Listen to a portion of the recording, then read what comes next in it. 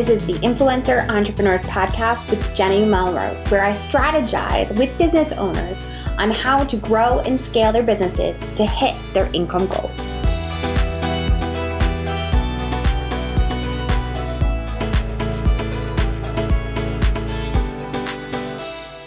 This is episode 403 of the Influencer Entrepreneurs Podcast with Jenny Melrose. Today, we're talking about why bloggers should create products to sell with Holly Homer. As you're going to hear, Holly has had a blog for over 20 years and has been through the ringer with the updates to algorithms and the Google updates and all the things that as bloggers we have to overcome and continue to grow from. And she is reiterating what I have been saying for so long, that you need to have your own products in order to sell. And she's going to actually share with you how it's so much easier than you think it has to be. Now, before we jump in, I want to make sure that if you haven't already taken advantage of the insider's discount that podcast listeners get at 40% off, that you do so. We are constantly providing you with resources and trainings on how to continue to run your business like a business. So if you are looking for those continuous strategies, a monthly group coaching call, you are definitely going to want to take advantage of that promotion. All right, you guys, let's dive in. Hi, Holly. Welcome to the podcast. How are you? I am so excited to be here today. It is so great. It's been too long, Jenny. I know, it's way too long. I'm really excited about this conversation about why bloggers should create products to sell. Something that I've been harping on, I feel like, for years, but I'm so excited that people are finally realizing this, especially as we're seeing what's happening with page views and ad income. But before we jump into that conversation, Holly, will you introduce yourself and your businesses to my listeners? Yeah, thank you so much. And I just am so excited to be here. Thank you. So I started a blog nearly 20 years ago, completely by accident. And over the years, it grew into what is now Kids Activities Blog, which is fun things to do with your kids and resources for parents. And we, generally have get people when they're looking for things to do with your 2-year-old is generally when I capture you. And then I can keep you until those kids go to school. And then we have resources for homeschoolers after that. But for the most part, it's like traditional play, things you don't have to spend money on. Let's just make memories. Don't worry about what it looks like. We're not really the Pinterest version of the world, but more of the, what you might be displaying on your refrigerator at any given day. So, right. So super fun, and that business just grew over time into the fact that my entire family is supported off of it. So I am a true blogger. And so what has happened over the last few years is because I agree with you that we can't just be one thing in this, we're always pioneers in this situation where we have no idea what's coming next. But what we do know is that it's not going to look like it does today. So I would encourage multiple streams of income. And so I do practice what I preach in that way. And so about 2.5 years ago, we started coding a product that solved a problem for me called Page Wheel, which actually creates and then gives you all the tools to promote a digital product online. And so I'm not just a founder of the company, but obviously a user as well. Yes. And I love the fact that it starts in the very beginning with that opt-in, potentially grow that email list, and then walks them all the way through having a product to be able to sell and to make them a customer to continue along with a funnel. So I really cannot wait to kind of discover more about what that service actually offers and to be able to talk more about it. So let's start off with what inspired you to transition from blogging to creating and selling products. Yeah, so it was, it's funny because it's never just one thing that kind of leads you down a path. But I'm thinking probably, and it was 4 or 5 years ago, maybe 6 years ago, I realized that I needed to have more people on my email list. And the funny thing is, this all started with the email list because I was going to all these conferences and buying these courses about creating an email list and then how to sell through that email list. And none of it worked for me. And my background, like this is a common theme. The expert advice in any given field generally never applies to bloggers. Because you think about the people that are making money off their email list, they're generally selling a product or one thing. Whereas a blogger is trying to get traffic to their blog and they're trying to supplement with things. So we can't just write an email with one call to action. That's like just not going to do it for me, because I'm going to have a list size that I'm paying a lot of money for each month. And so I have to make that list that back, or else I should, otherwise I'm just handing money out to anyone. So it started with that. And so I was investigating all that, then came across like funnel building and selling things online, and realizing that I was going to these places where people were like really excited about having, a couple hundred people on their email list. And here I'm grumpy about having, several tens of thousands on my list because I'm paying for them. And I was like, There has to be a way to make this come together. So one of the first things I started doing is realizing that as a blogger, my goals for my email list was different. Just like when I was building my Facebook page, my goal for my Facebook page wasn't engagement. It was traffic to my blog, because that's where I was monetizing. Pinterest, don't care about how many people repin. I need that traffic coming back because that's where I'm monetizing. So I applied that exact same thing to my email list. I have to use this for traffic, or else it's worthless to me unless I'm selling products. And so that's where I went. And I did the two-prong approach, in that today, my top, not every day, but most days, my top referral source to my blog as far as traffic is my email list. Mm-hmm. And I love that because I get to decide where to send them. So if I just wrote a new blog post and I want a bunch of traffic to it, I put it in my email list. And so that's kind of where my mind shifted, is all of a sudden I'm seeing this email list as an asset, and then I'm using it for traffic. And then the secondary part is how can I then serve my audience, my readers, my hardcore readers that are on my email list? I send out an email at least once a day. So these are like people that are really into like what I'm doing as far as resources I'm providing, all that kind of stuff. So like, how can I serve them in a way that's extended beyond that? So like low cost products, simple guides, all this kind of stuff. And so it started with adding one opt-in. And by the way, this is how this starts. Is one opt-in. And there was a point where I didn't have an opt-in, and then I put my first opt-in, and now, 4 years later, I have over 2,000 opt-ins on the site, and then accessory products that will go along with those things as well. Okay.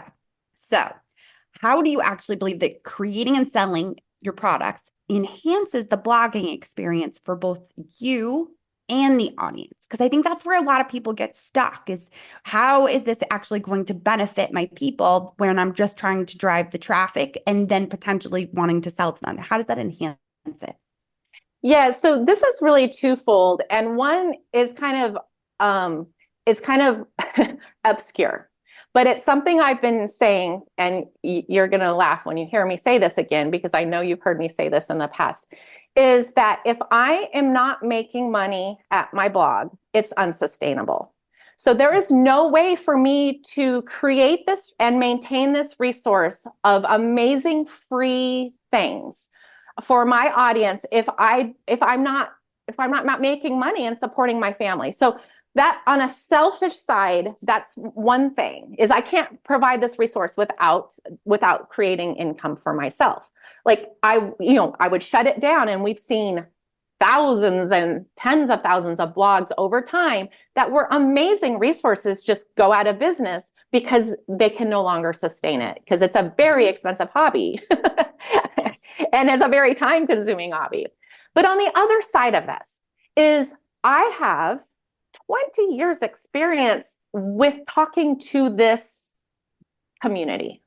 Mm-hmm. And I love these people, and I know what they want. I see the stats behind the scenes of what they're trafficking, what they're coming in to see, what resources are most valuable to them, what conversations we want to have together. And I see, like, I have a lot of knowledge in this space. And it's not that I'm an expert in parenting or kids crafts. It's that I can see from a kind of a perspective of what this community's needs are. And then the other side of it, the internet is full of shysters. Mm-hmm. People that will take your money for just about anything and lie to you. And I would never do that. And so it's just like a friendship where, like, when you sit down with your best friend and you're like, oh my gosh, I'm going to show you what I bought yesterday. They're not like, Holly, don't try to talk me into you. Your friend's like, oh my gosh, what, tell me, what did you get? What did you get? And so I think online sales has gotten such a bad rap, because the truth is, if you trust someone, like you trust a friend, and they have your best interest at mind, then and you need what they happen to recommend, there's not even like a sales, you don't have to even make a sales language, because it's just a good fit. And you're like, oh my gosh, I've been looking for, that solves a problem for me. Let me go ahead and do that. So it is. And by the way, like, I'm, because I've been around for a really long time, since the dinosaurs roamed the internet, like, I have a lot of contacts. Like, if you're looking for X, I probably know the best person online that sells that I trust, that I would recommend. If you were a reader or if you were my best friend, I would send you in that direction. And by the way, it's so funny. Like, I live in a high rise. And so when Christmas comes around and people are trying to buy things for their grandkids, they call me up in real life too. It's not just online. so like, but this is where this is like, I have these resources. I'll shortcut it for you. If you're in the market for something like this and it fits, you're going to buy it. But no one's offended by me saying, hey, I recommend this. You know what I mean? Like, yes. And that's where I think a lot of this, I think we have to, like, set aside what sales are in a certain respect, because I've never gotten an email, and I have a very large list, that says, yeah, I'm really offended that you recommended these products. And because everything that I would recommend, I would totally stand behind. If I sell it to you and it's my product and you don't like it, I'm going to refund you without any questions. And I'm, like this is not even a thing. If you're in my world, like, it's just going to happen, and it's going to benefit both of us. And I think it goes back to what you said about solving a problem, right? If you can solve a problem for me, why wouldn't I want to have that solution? And I think it's a mindset shift that bloggers have to take. It's that we are solving problems for people. Yes, you're starting to solve a problem on a basic level with the resources that you're providing on your content, but you can't fully solve something in a 1,000-word, 1,500-word post. You have to go into more depth with either a guide, a printable, a course, a workshop. And when you do that and create that content, it's valuable to your people because it's a solution, and they have to have some sort of actually accountability. And the money that they pay for that is the accountability. They're not going to do things that are always continually free. So we need to stop feeling guilty about it and be able to confidently stand behind something that we offer, because they obviously are coming to us for a reason. Yeah. And I heard, I've heard other bloggers say I have a freebie audience. Like, I don't have people that buy anything. And I hate to break it to everybody, but those people are going to go spend money on Amazon today. They're going to go spend money at the grocery store. They're going to go spend money on kids' clothes. They're going to go spend things for themselves. And so by saying I have a freebie audience, you've just cut yourself out of all of those transactions, and quite honestly disadvantaged your reader. Because what if you had knowledge? I mean, they'd be mad at you if they realize that you have knowledge of, oh, you don't want to buy this. You'd rather buy this because of these two things. Like, and they just went and bought the things you wouldn't recommend. Like, if they found out, they'd be mad. Like, why would you do this to me? And I would say one other thing is my husband, when I first started doing a lot of affiliate marketing, he felt it was spammy until he was researching something online and going down like the black hole of Google, and finally found a blog post that kind of answered the question that of this really technical thing that he was looking for, and then it didn't have a link, and so he couldn't find the product that they were talking about. And I was like, see, this is exactly why, like, if they had put that, you would gladly have handed them money for that link at this point, but you don't even have to pay for it with an affiliate. It's built into the system. So when you're solving a problem and somebody is coming looking for that problem, this is a service, people. This is a service. Yes. So what are the advantages of creating and selling products compared to relying solely on advertising or even sponsored content for monetization? When you have your own products or you're affiliating products, they have no control over that. I mean, affiliate products, they have some parameters, but you're able to create your own content. You're able to put your own voice on it. You're able to say the truth. And you don't have to answer to anyone's legal department or interns, quite honestly. So this is so much better for number one, your authenticity online, but also for your ability to tell the truth and for your audience to really get what you really think. And by the way, like if I put out a crappy product that I was refunding all the time, I'm going to stop selling it. Whereas when you're working for someone else, you do not have that, goal. So my thought process in all of this, no matter how I'm monetizing, is now we know the internet in general, there's one sure thing, is that over time, traffic will decrease. No matter where your starting point is, it's going to be a roller coaster. You're going to have some bumps every once in a while, but over time, it's going to decrease. It's just going to decrease. The new social media networks do not emphasize links. They do not want you to take people off their platforms.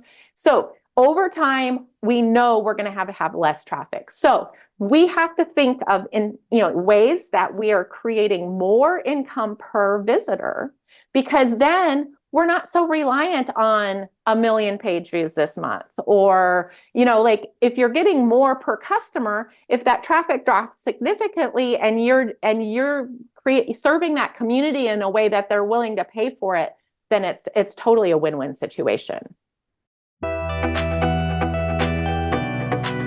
Hey there, guys. My name is Melanie from Mostly Under Control, and I am a member of Jenny's Influencer Entrepreneurs Insiders membership. I've been a part of it since 2017, and over these 6 years, I've taken full advantage of the weekly trainings that Jenny offers and the monthly group coaching. The group coaching is probably my favorite part of the membership. Jenny has taught me so many things for my business. She helped me niche down and write and teach about what I wanted so that I wouldn't burn out. In addition to what she teaches, the networking I've done with other members has been invaluable. I recommend her membership to all of my online business owner friends because it is worth every single penny. Yes. And when you can actually control traffic with your email list that you are growing through an opt-in to then be able to sell that product, you can send out an email to your list at any point offering up that product. If you need a resurgence, if we see that something is trending, that we're able to then put in front of them. If it's seasonal and it's a good fit for them, you want to do something more summer-based or more something back to school, you can put it back in front of them and utilize your list. And we all know that the conversion rate to actually take action is so much higher when it comes to your email list. You can see those tendencies and what they're actually doing. So I think when we're looking at it, just being able to see that monetization cannot stick to the traditional resources that we've used. You can still continue to use them, but you have to have your own product or service so that you can have income coming in that is solely controlled by you and your list, for sure. I absolutely agree. And then the other thing that why I just love my email list so much. And it's really my favorite community because I have direct access to them. And then we all know that, like, you see this in your scroll where you see something fly by and you're like, oh, and then 2 seconds later, you forgot what it was. And then you're like, in the middle of your kitchen, 12 hours later, like, oh, I really wanted those cowboy boots, but I have no idea. I just saw them. I wonder where to find them. We have to see things over and over and over again, or they need to be presented in different ways so that we understand the breadth and width of what that might solve for us. And so when I put something into my email that I'm selling, it's not just a one and done. I'm able to highlight this part about it and highlight this, or this person might be really perfect for this. And someone who's not that person might just fly by it the first 3 or 4 times, but then I'm presenting it somewhere and you're like, oh my gosh, yeah, that's exactly what I need right now. They say that you have to see it like 8 or 9 times before you actually take action on it. But how many of us are in a position where the algorithms are actually allowing that person, that potential customer, to see it 8 or 9 times? Right. Yes. The only way to do it is to continue to get it back in front of them via email. Absolutely. So how do you determine what types of products are best suited to your Blogging Nation audience? This is super easy, and we are way overthinking this in general. I'll just throw that out there. So the person that has a problem that you can solve is your best customer. And by the way, it doesn't have to, you don't have to do brain surgery on them. Like, they will pay for a simple upgrade to their life, a simple implementation that will change the way they do something. If you can change something, just something that would increase the value of the quality of their life, or their ability to do something more efficiently, or their ability to make more memories with their children, like any of the good stuff in life, if you can improve it just a little bit, then people are willing to pay for that. Now, the challenge comes in is that then you have to communicate that you solve that problem. And so I think that's where a lot of people try to overthink this, where they're like, well, I've got to do this and I have to solve this and this and this. No, you have to solve one problem. And then your challenge is how to tell the people that this is what you're solving. Yes. And I think it's going back and connecting it to the actual content that we are already creating or are going to create in the future. It's the queries that they're putting into Google and asking it specific questions. How do I teach my 2-year-old to get their chores done? Or what's an activity I can do that's going to take me 5 minutes? And you've got a 5-minute activity that then they are coming to you, but then speaks to if you're looking to improve their motor skills. This is a great activity. And that can be where you're then linking to your product that potentially walks them through a lesson plan, or it's an easy thing that they can implement with their kids to continue to do. I think we do overthink it. We feel like we have to make it this big pieces of things that have to all flow together nicely, when in reality, it's give them that solution, time, like you said, the efficiency to be able to get things done. I love it. Yeah, and you think about, especially if your customer is a busy person, which I would dare say that's a pretty common element in today's society. So if your person is a busy person, I mean, I think 10 years ago, a lot of people were looking for, how do I find this information? Where now it's opposite. We have so much information being thrown at us. There's scrolling, that there's throwing information, there's media that's throwing information. We can Google just about anything. We can go to ChatGPT and ask any question. We can go to YouTube and watch 1 billion hours of video. So it's less about, oh, I know how to do this, but it's more about, I have the information and here's how you can learn it quickly. Or I have a shortcut, or I'm going to cut out the noise of all this other stuff and solve this quickly for you. So that gives you a lot more power to launch something that's super, super simple. Because yeah, they could go to YouTube. I promise, whatever you're selling, they could go to YouTube and eventually learn it. But what you're doing is short-circuiting that for them. You're able to bring them in and say, okay, together in the next 10 minutes, we're going to solve this problem. Yes. All right. So can you provide tips or advice for bloggers who are interested in exploring product creation as a ways to monetize their platform? Yeah, so I definitely start, and I'm a numbers girl. So I would start with looking at like, what are your top search terms on your blog? What problems are people, and I like search. So like, whether that be a Pinterest search or a Google search, or even like if you're on YouTube, I'll go to your video and look at that too. So that you're looking at because generally when you have a problem, you're going to go to a search engine. So what are you already solving for people? And then looking at, are you solving the whole problem for them? Or are you just giving them an overview? Like, how could you fit something or an implementation of whatever you told them into a paid product? So one of the things that you will often see on Kids Activities blog is we might have a really simple like Play-Doh, like let's say a Play-Doh tutorial, how to make Play-Doh.